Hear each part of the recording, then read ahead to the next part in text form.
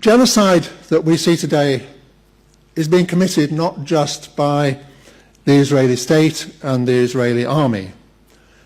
It seems to me there is a larger perpetrator bloc. This seems to be a useful idea to think about the perpetrators and the way they are linked together, because it isn't just these most obvious core actors. In some ways, this is what we could call a democratic genocide, carried out with the active contributions of the Israeli Jewish population in arms, of Israeli right-wing activists who have stood at the borders of Gaza and tried to block even the little bits of aid which the Israeli state has been prepared to allow through at times.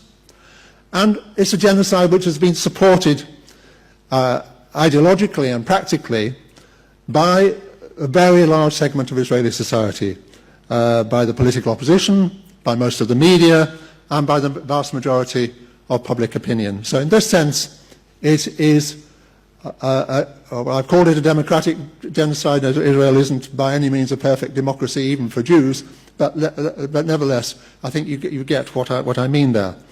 The other thing about it is that it's an international genocide.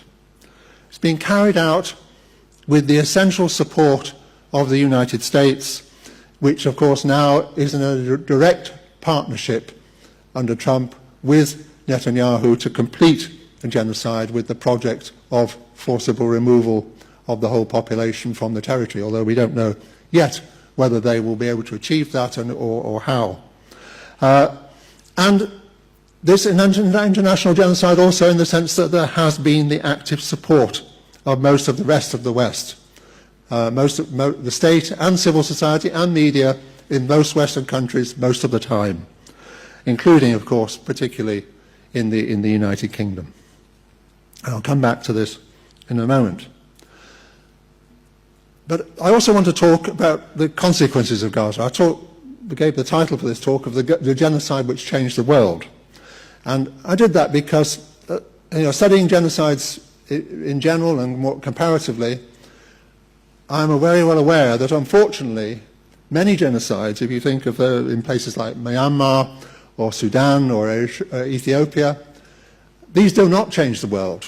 They change for the worse the lives of hundreds of thousands or millions of people, but they don't change the world, they don't change the international politics. But this genocide in Gaza is changing the world and has changed the world.